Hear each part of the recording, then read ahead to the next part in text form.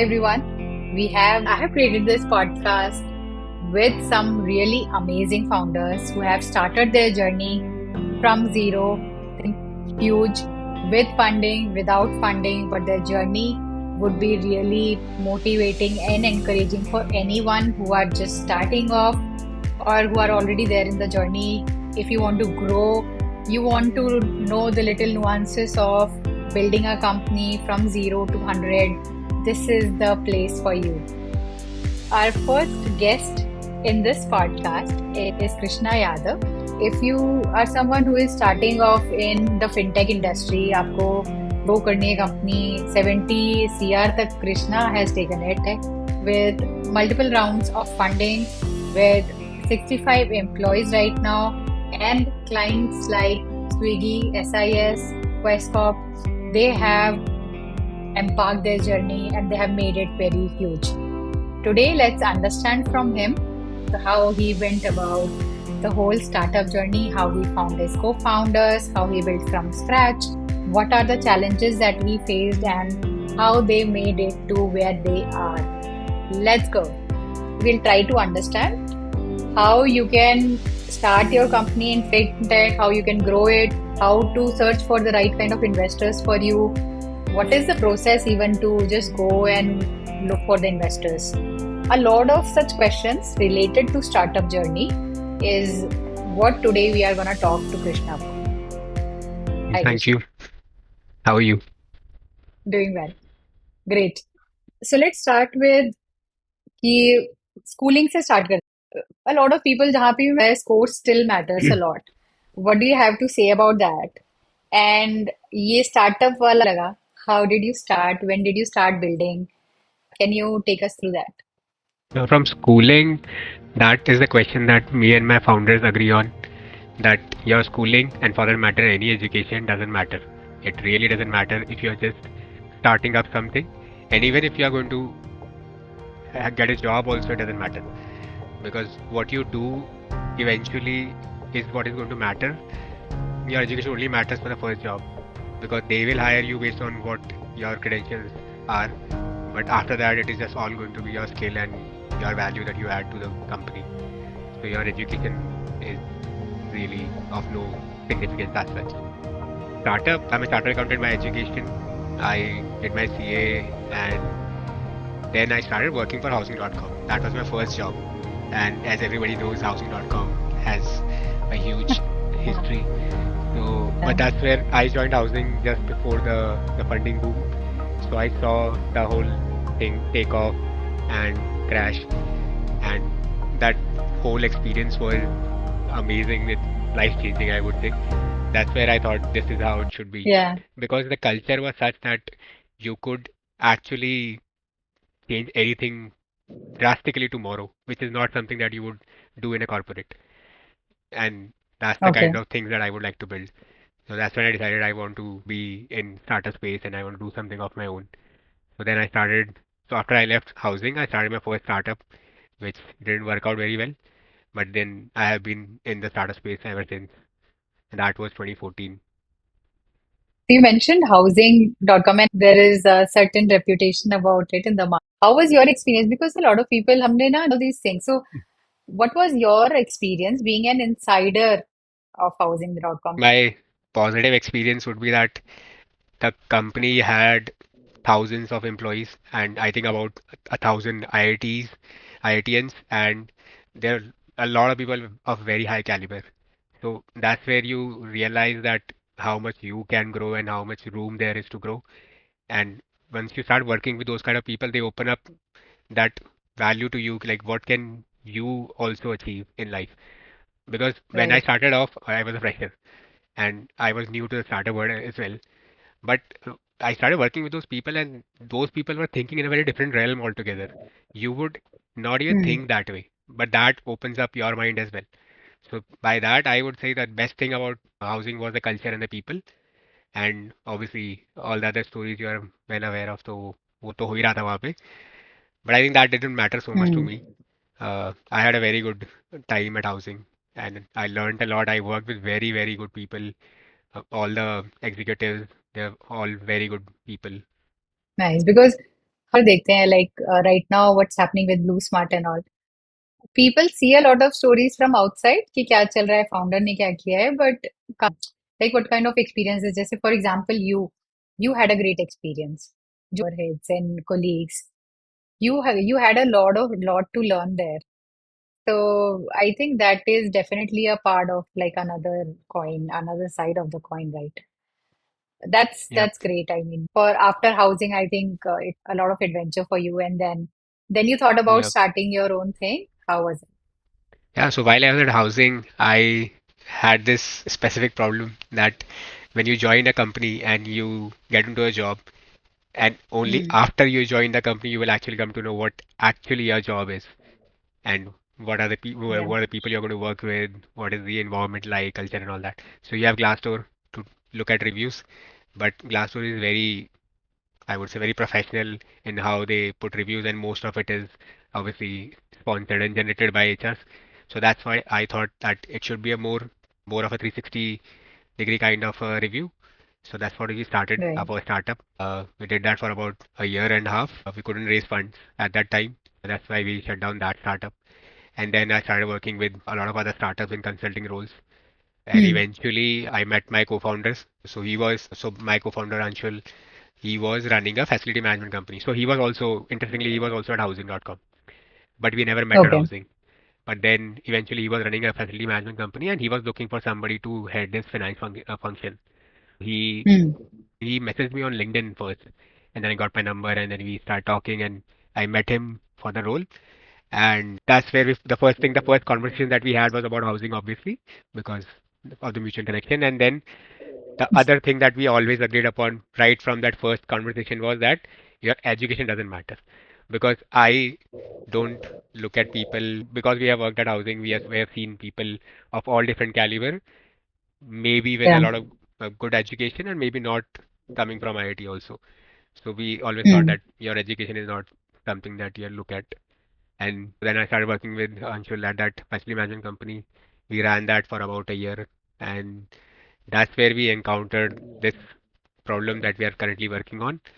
That so we had about 1,000 employees at that company, 1,200 Okay. employees, a housekeeping company. All those people every month, let's say about 100, 200 people will come and ask for 1,000 rupees, 2,000 rupees, 5,000 rupees, and Yeah. in most cases we would approve it, but not in all cases. And also because not everybody would directly come to us, somebody would go to their supervisor, who will go to their manager, who will go to the regional manager, who will then come to us.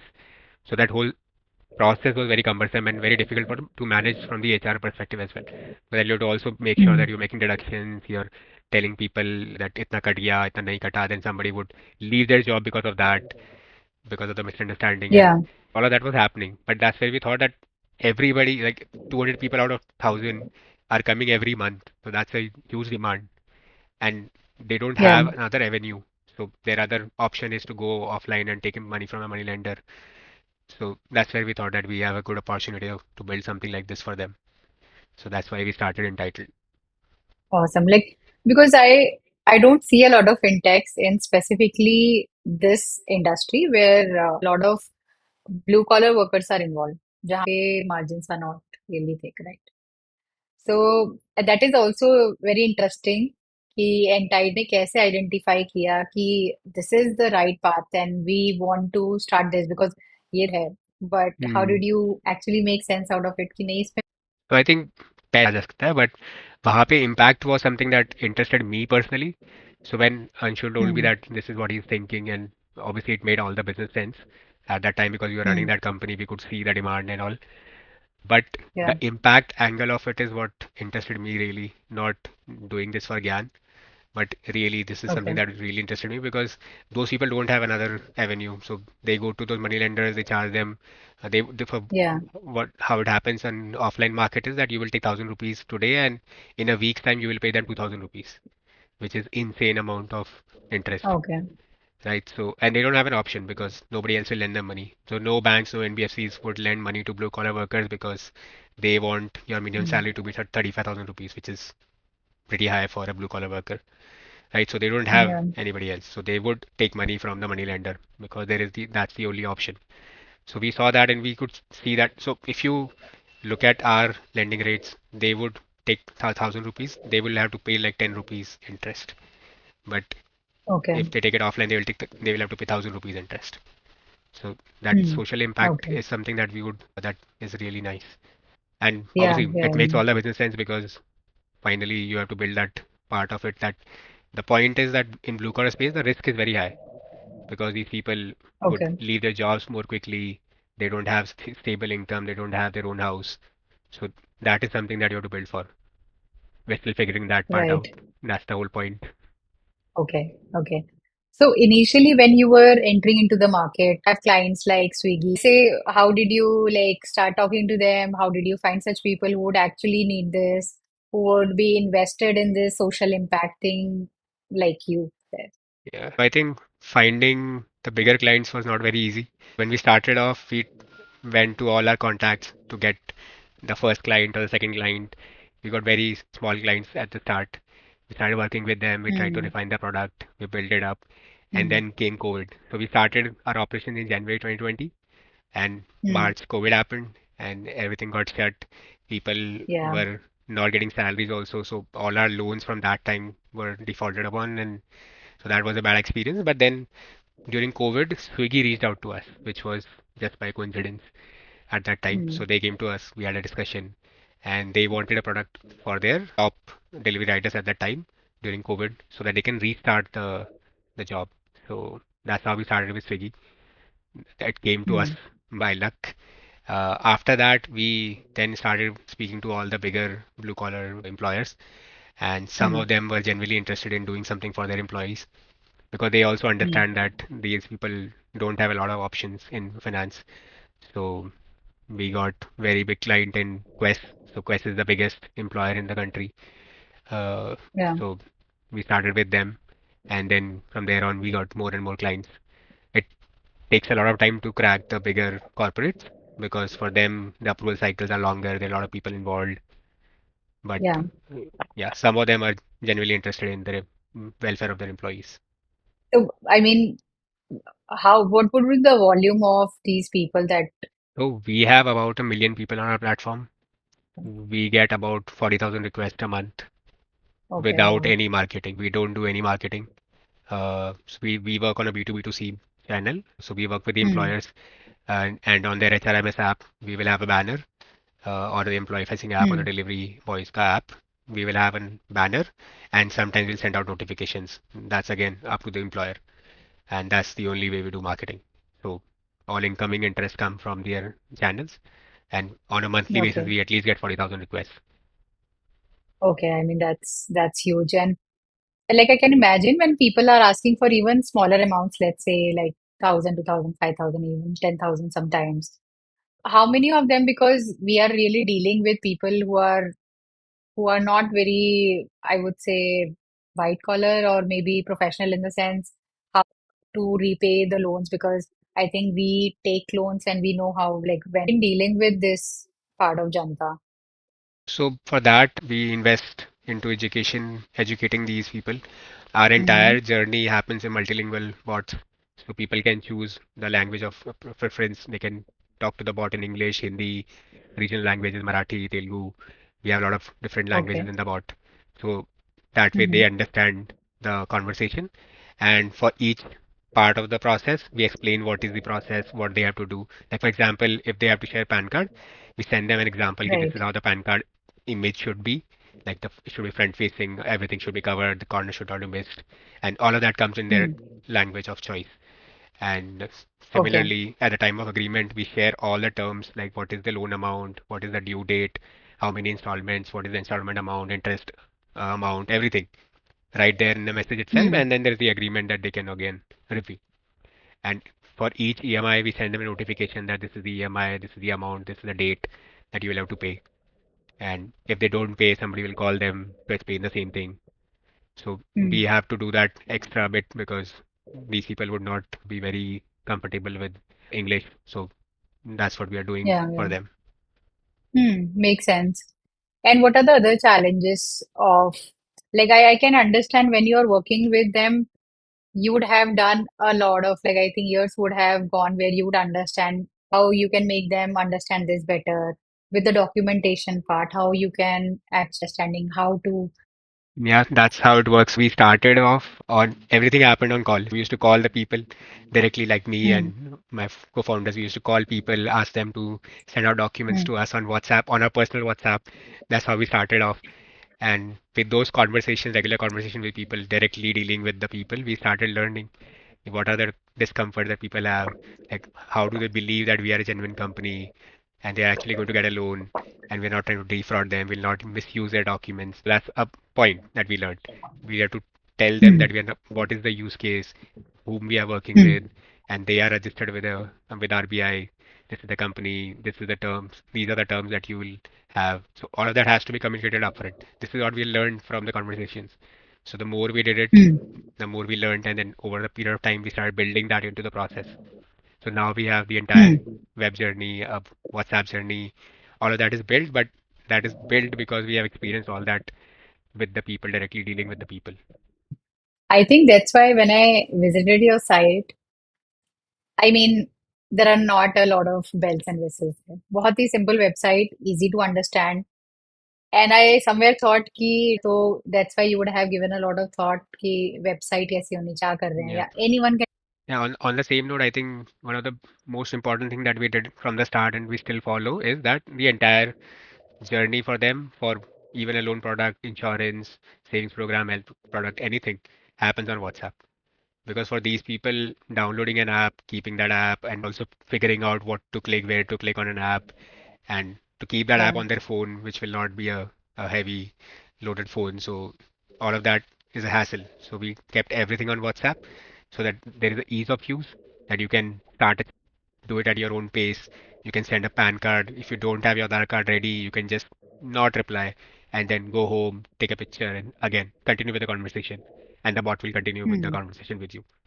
So that ease of use is something that is a preference for us, and because of that, our customers are very happy with the process. Mhm. They find it very easy to go Yeah. through the process.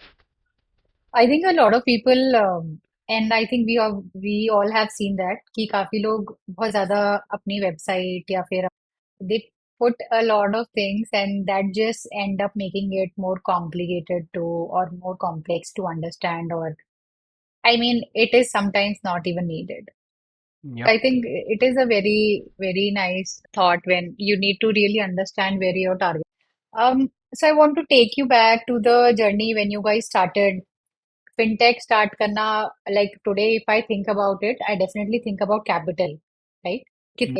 and specifically this kind of ideas a lot of people can realize काम करते हुए we realize we got a lot but how you actually like what were those bits with let's say other parties how you actually put that in the place. Most important thing is your founders, because when you're starting off, your founding team will decide all the things, and you so being a solo founder is tough because you will have to make all the decisions, you will have to do everything on your own, you have to have conversations on your own. Having Hmm. co-founders help because then you can divide the work. You will have each other for support, and in tough times Yeah. it helps a lot more. Having co-founders, going at it solo is very tough. So that's Hmm. something that you should focus on. Getting a tech co-founder in place is also very helpful because then you have somebody who is dealing with tech. You can rely upon that person because he's a founder. He or she is a founder. So if you have a complete founding team, you can build a product with very little capital if you have a well-rounded team, and then Mm-hmm. you will eventually have to raise funds for your development. But I think there is no set amount of money that you need to raise. But as and when you need Hmm. money, you will have to raise funds. But to start with, you should build your product and then go to market, get a client, Right. maybe a paying client. That will help you a lot in raising funds as well. Okay.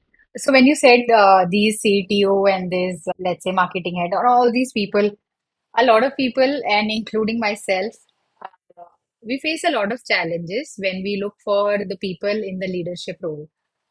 How to identify them, how to do the hiring right. Can you tell us about that? हाँ, I think इसमें दो parts हैं. तो starting का Hmm. part हो गया जहाँ पे when you're starting off, founding team is the most critical thing. So for that, you will have to have a lot of conversation with people and mm, maybe even try working with them in a professional setting because you might get along with people, but calm is calm. And that understanding is very important. You can't mess around with calm. With my co-founders, we have a very good understanding about our professional roles. So we each understand what is our role and we have to do the best at it. And then once you're done with your work, you can do whatever. Like the friendship is there, but the professionalism is what you should mm, look at. So when you're finding your founders and your co-founders, you will have to have that kind of clarity that you understand the importance of this and do you have the same value system? Do you look at your role with that clarity? mm, And do you have complementary skills, which is also very important? You can't have two people from the same background doing the same thing. It's not needed. It's not going to add value, right? So complementary skills is very important. And I think putting everything to paper is also very important because people run into issues later because of that, right? So all of that is important at the start. And then once you have grown enough, you will have to hire people at leadership roles going forward. For that, it is tougher because then you will have to literally find people from a pool of people and then you have to rely on those people. And there is no set way of knowing this person is going to turn out to be a great hire, right? For that, yeah. you can only do so much testing and you can ask so many questions, but eventually you will have to rely on your gut. And once you find the right person, you stick with them. If you don't find the right person, you fire them. We believe in that philosophy of firing fast. You, if you're able to, so we have a whole set expectations. We tell them that this is the expectation, very manageable human expectation. And then for 3 months, if you're able to do it, great. If you're not, then you Mm, can move on. That's mm. the way for us. Right. Because I have been following your whole journey since the beginning, and I also know there are people who have stuck with you from beginning of the time. So that's why, I mean, I definitely knew that you guys are doing the hiring thing right. But yeah, I mean, now I understand the whole formula there.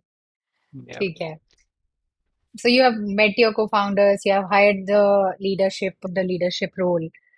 Next, when you have built the product, you have taken out in the market, you have got Swiggy clients and all these things.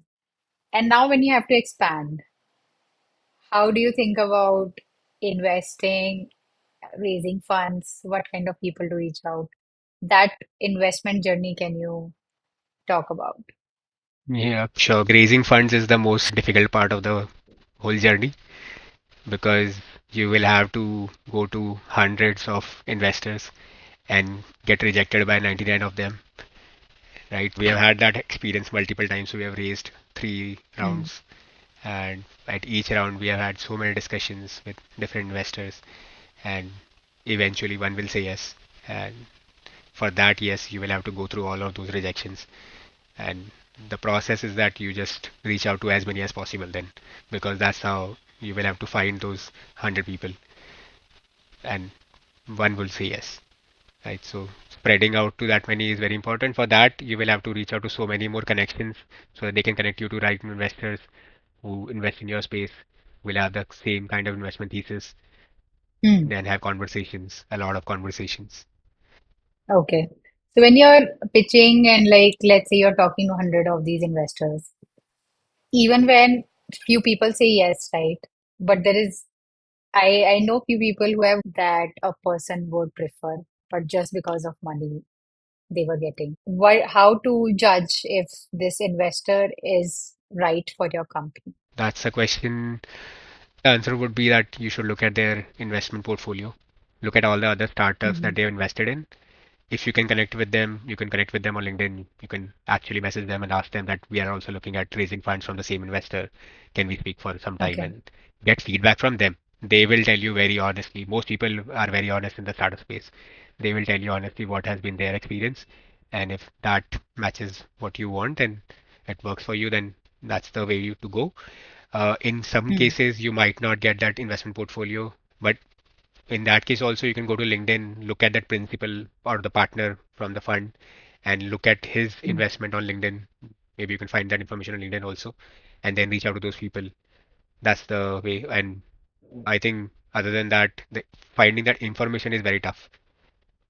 So in most Right. cases, like you said, there are a lot of investors who can give money, but they will not add value. But preferring investors who can actually add value will actually help you grow faster. So we have investors on board who actually help us on a quarterly basis to get more clients, right? So that helps Mm. because they bring in their network, and that is an untapped network for us, which we directly can't reach out to. Right. Right. That that makes sense actually. That makes a lot of sense. So let's say when, I mean, in this journey, you have now raised funds.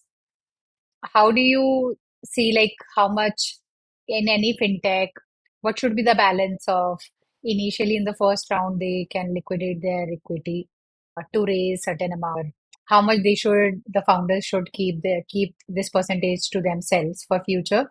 Is there any specific ratio that a founder needs to keep in mind? I don't think there is a right answer for that. You will have to go through your own journey, but I think on a standard note, you'll be liquidating about 10 to 20% at each round, right? So that should be a number, a ballpark figure, 10 to 20% each round. Hmm. Eventually, you should look at least having 51% with the founders till you reach a growth stage, because without that, a significant investor would find it difficult because you will not have control, right? So that's something that you should look at. Okay. Also, when we are growing, let's say now we have raised funds, and now what are some challenges that you face when you start growing? You have the money to hire the right sort. I think growth stage challenges would generally come from, I think, things blowing up because you are not prepared for that growth stage, because you have built it on the go and you have thought of it in a certain manner. So you might have built it for, let's say, a million people, but now suddenly there are 10 million people. Your platform is not ready to handle that kind of thing. So maybe your tech will blow up. Maybe your people will not be able to handle that many requests. Right? So that's something would naturally happen, and then you will have to work around that and keep patching those things. But building for scale is not something that every startup would do, but that's a thing that Right. would be a problem. And then there are hiring problems, which will also always happen. So we also always face that we always want to hire more people. Every month we have to hire at least a couple more people. And so for that, what we have done is we keep an hour blocked on a weekly basis or a daily basis that is for Hmm. hiring. So we do interviews, we talk to people, and we try to find those people every month. That is a constant challenge for a startup. Right. So when you said people need to build to scale, can we talk more about that part? This is very important when people they don't know how to build to scale. We get a lot of Hmm. information online, but I mean, I think We have faced this when we started off. We thought of handling requests on a very manual basis. It was more of, let's say, 70% manual, 30% automated. And then eventually, when we started off, we were handling maybe like 1,000 requests a month. It was very easy to manage with the same amount of people. But as a startup, you can't have that ratio continuing forever. You can't have 10 people for every 1,000 requests. You will have to have right. the same 10 people, but still handle 100,000 requests. So for that, you will have to build automation. So we started figuring out things gradually that you will have to build things in a way that they are able to scale and they are able to handle that many more requests with the same amount of people. Hmm. Right. So Hmm. that would that is something that we learned a little later. But if you can build it the right way right from the start, it will help you later on. And obviously, the point being that when you're starting off, you're thinking in a scale certain level, but you should look at the future and think about it that what would you eventually get to and then build according to that. And how do you handle that kind of Right. volume? That's how you should look at it. We were talking about hiring. So how many people are with that? We are about 65. Do you still are involved actively in the leadership hiring or even the base hiring? Are you involved in all? No, so I don't look at the base hiring. Each manager hires their own team. We don't get Hmm. involved in hiring at each level. At leadership, we have Okay. conversations. So again, most of our leadership roles are filled. We are not hired any leadership position for the last 6 months, I think. So currently we are not doing that, and so I don't have to take interviews anymore. Yeah. And honestly, I wanted to take you back to the time when you said you started your, previous startups before Entitled, and that did not work or you pivoted. Can we talk about those things? Because I think we learn a lot from our failures. And that's why I also want to highlight those learnings. So I think at that startup, I also learned a lot, which we are now using all those learnings I have been using at this startup. So during that startup journey, what we had learned is that firstly, you will have to start raising funds way before you need it, because the fundraising journey is a long process. You will need at least 6 to 8 months to maybe even a year to raise funds, because investors will take their own time. They will have to take due diligence, will take another couple of months. Then there will be an agreement process, which will take another month. Then you will eventually get funds. So that whole process is pretty long, which I was not very well aware of at that time. So Hmm. we started having conversation, it got delayed, and then the investors were talking to delay it further. So I got stuck in that whole process, and we did not have enough funds to survive for that long. And so that's a lesson that we took away from that. And secondly was hiring the right kind of people. So there, the first hire that we had, a senior hire that we had, he eventually we realized that he's not putting in enough efforts and not doing the best work, and we took a lot of time in firing him. So that's also something that we now have made a rule that you don't keep people on a very long line, right? So you tell them that this is the expectation, and you have 3 months Hmm. of time to learn and get to speed.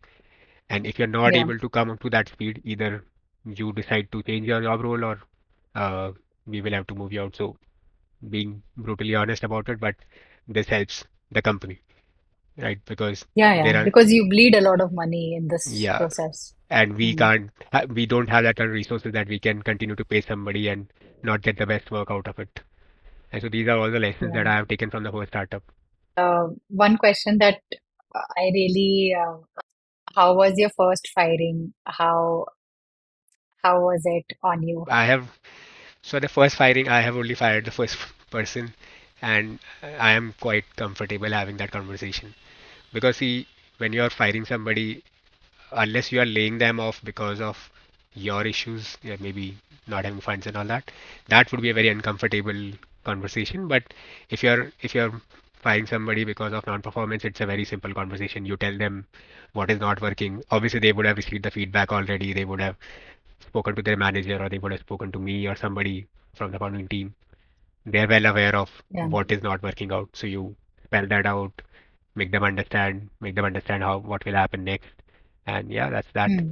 It's pretty easy for me. I think it's easier for you because of the whole process where you are measuring the performance, you are telling them that you're not performing, the Yep. expectations are set Sharing accordingly. feedback. Yep. Yeah, exactly, exactly. Because so few people where right now you see the whole firing season and how people are doing it. Few people are doing it right where they are very transparent with the team that, let's say most of time it's funds, projects, funds. We can't right now afford these many people, or how can we work it out? I've seen organizations who also work out saying he will accrue your salary, like 50% of your salary right now, and then we'll pay half of that later. But I think for all that arrangements to be made, there has to be some honesty from the founders and management side of things. So Yep. that's why I think for you, awesome. And being Okay. transparent with your employees, like you said, is helps a lot. Yeah, yeah. I have realized that, but till when, for me, when I was fighting for the first time, it was when I was a part of a renewable energy company. It was very weird because in my heart, I was still thinking this person is not gonna get paid starting next month because of me. So Mm. that's why for me it was something. So that's why I try to understand from everyone ki how to do firing right, how to do hiring right. these things which makes I mean it is an important part of the whole journey, even if we don't like it or Yep. uh, so what are the things that I mean you guys are growing this at this pace. What do you like about the whole journey? Because a lot of people want to enter into entrepreneurship journey, right? Like you Mm, see a lot of craze, right? कि हाँ हमें yep. अपना startup करना है. I actually in my networking I meet few people. We want to raise, we want to start raising, and like we want to start a this startup. इसका हमें content. A lot of such people, right, who wants to like who are dreaming big, which is very good thing. But can you give some reality check to that? Yep. My favorite thing to do. So I think getting ideas is very easy, and people think that my idea is super valuable and all that. Ideas are very easy to come by. Mm, People will always have good ideas. mm, Execution is very tough. Uh, Going through the journey yeah. is tougher. I Mm, would say that the startup journey looks very lucrative, that people look at startup has raised $100 million and their founders have become millionaires, billionaires, and all that. That's the rare case. That's the unicorn, and that's why they're called unicorn, because that's how rare it is. Right? So look at that. Look at the hard work that they have put in. So even for those unicorns, mm, they have become unicorns because they have worked for that long and they have gone through the whole journey. Uh, at least you will have to invest 5 years of your life getting the thing out of those 5 years, and then eventually maybe you will also see that success. But to imagine that you will come in and everything will work out and you will raise money and your life will be great, that is not the reality. The hard work is the reality, and grinding it for 5 years is tough, especially because it's not a job wherein you can switch on and switch off once you are off the job. When you are yeah, working on your own startup, you are literally living it 24/7, 365 days. So even if I am that it's a Sunday tomorrow, but I would still be doing something or the other, right? Because I can't not work. So even on vacations, I'm still working because it's my baby. I will have to do it. yeah. I mean, a lot of people do not realize it until they just look at how many AI companies are getting funded, like 1 billion, 100 million, whatever. Hmm. So yeah, I mean the real grind. So how's your I would like to work-life add balance? something Like you else. just said. I Yeah, would like yeah, to yeah. add something else also. I was negative about the whole thing, but on the positive note, if you really like doing this, so for me, I love the culture. I love building things. I love solving these problems. I love waking up to it that we are doing something new, we are doing something different, we are trying to build something, we are trying to make things work, we are trying to do something for these people in the blue collar space. And that genuine impact that we see from our work, there are so many people who reach out to us. There are a lot of customers who have messaged me personally because they have had my numbers from the past when we used to call them directly. So those customers, they still reach out to me. They still tell me how they are doing in their life, how we have impacted their life, or how they have gone to other people and told them about our company. So those are the things that motivate you so much. And right, this is beyond money for me. This is genuinely Yeah. that recognition from the actual people who are getting impacted is very. It gives you a very happy feeling, and this is what you should aim for. The money and this fame is not what is the reality, right? So that's what you see on the TV. I mean, this is really powerful because I think it's a very fulfilling thing for you, of course, but for other people, they really have to find what really is that important for them or where they find their purpose in. So we were talking about how you are still working on your vacations, but work-life balance, I want to also tell people how is work-life balance once you start your own journey with. Work-life balance doesn't exist for the first 2, 3 years, I would say, till you have a team big enough to handle things on that operational level. I'm talking about my journey. Maybe it would be different for different people, for different kind of industry also. So for the first couple of years, we used to work all day, every day. Like on a very genuine level, we have worked 16 hours a day, right? Because that is how much work we had, and we did not have the funds to hire a full-fledged team. So it was just seven, eight of us, and we used to all work all day, right? And so I have worked on my honeymoon. I have worked on the wedding day, like the day before my wedding also I was working because things Okay. had to be done, right? So you don't have an option. Mm. And you really like doing it. It's not like I had to do it out of compulsion, but I really like doing it. I don't want to not do my part for the company. Like, that would happen. But eventually, you will have a team. So currently, we have a team good enough. Everybody has their own roles. People understand their job role very well, and we don't get involved in people's actual execution of work. So today, we have a better work-life balance comparatively, not working 16 hours a day anymore, and surely not going to work on a vacation as well. Still, you have to be available. Even on a vacation, you will have to be available. So, irrespective of where I am, I have to always be available for the team because if they need me, I will have to be there. Yeah. Yeah. Yeah. It's also because you really want to be there.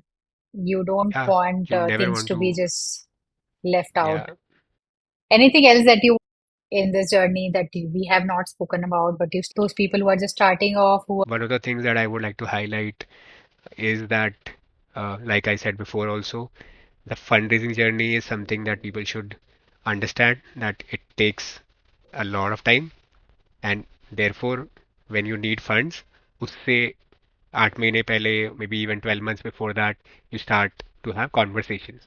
You don't need to raise money. Like, for example, you go to 10 investors, you start having conversation, you build relations, you tell hmm, them that this is what you're building, and you're looking to raise funds not today, in the future. And hmm, if they're comfortable, if it is in their range and they understand the market and it is in their thesis, and they want to go ahead with it, then you start having those conversations and you start sharing data with them. Like, this is what we are building, this is what we have achieved, and every month you send them an update. This is how you build relations with the community. And then right, eventually, when you need the funds, you can actually get it done. But eventually, when you actually need funds and then you go to the market, then you will have to go through the 6 month process, and in the 6 month time, you will not have funds to survive, and then you will have to shut down. Right? That's the right. pitfall that you should avoid. And that's Okay. something that a lot of startups die with. Right? So that's something that people should focus on. And secondly, another most important thing that I would always focus on is your initial founding team. Find the right kind of Hmm. people, and that skill set being complementary is the key. If you have multiple as good as is great, four is also good. Having too many is also not great because you Yeah. don't need so many people. But a solo founder is a tough journey. But having two, three founders with complementary skills, somebody has tech skills, somebody has business skills, somebody would have marketing skills, right? Somebody has operational skills. Hmm. So that complementary skill set will help you grow very fast, and you can Okay. rely on each other to build those specific parts without having to worry about the overall thing. Yeah. Um, when we are talking about investments, and I have also asked myself this question long time back. What happens when you're not an IIT? And like, have you seen any difference like an IIT to Yep, raise? very good question, very genuine question as well. This happens. It's a real thing. So, so why IITians get funded easily? The reason or the logic here is that all of those people have made it in life. They have gone to the investing sphere now. So they have those connections. So those people have a very good network. So today, my one of my co-founders is an IITian. They have a very good network. So all those people from the senior batches to junior batches, they're all connected in different groups. And if not, somebody else would be connected to somebody else. And that's how they can easily reach out to those people and have those connections easily available. For us, there is no network. There is no alumni network that you can tap into and get those connections. For them, that is Yeah. very easy. And also, they believe that they should help out their alumni. Right? So that's why it has become a myth that IITs can easily get funded and we cannot. And that is because they have a very good network. And it actually happens. With us also, it has happened that we have had those conversations where people would ask about our education, and then once they know, oh, IIT, you get judged. So that's the thing Yeah. that will always happen. But it's not like if Hmm. you don't have an IIT, you will not get funded. It obviously Hmm. is just something that's an add-on. And the point is they have a network. That's what makes a difference. Right. And once you have raised, let's say, what is the sort of runway that any startup should keep before raising another round? And how that transition happens, like once you are and you have this much of runway, and then you start looking out for more investors or the same investors. How does that? I think the perfect answer or the Gyan answer is that you should look at raising the next round after you are raised the first round. That's the way to go. You should start looking at investor conversation right away because same logic. If you get late, you are just going to get into more trouble, right? So you Okay. can start having conversation, build network, build those connections, and when you need the money, it will be easier for you to get that money. So that's all for today. Thank you so much, guys, for watching. And thank you so much, Krishna, for sharing your whole journey with us. It was really insightful for anyone who is starting off their journey in fintech or otherwise. A lot of understanding into how to raise, how to go about the whole journey, be it hiring or when you are growing, how to choose the co-founders, what not to do. We got to answer a lot of things in this podcast, and I really loved having this conversation with you. Thank you so much for having me. It was a great conversation. Awesome. So, guys, share this with people whom you think would benefit out of this. Thank you so much. Thank you.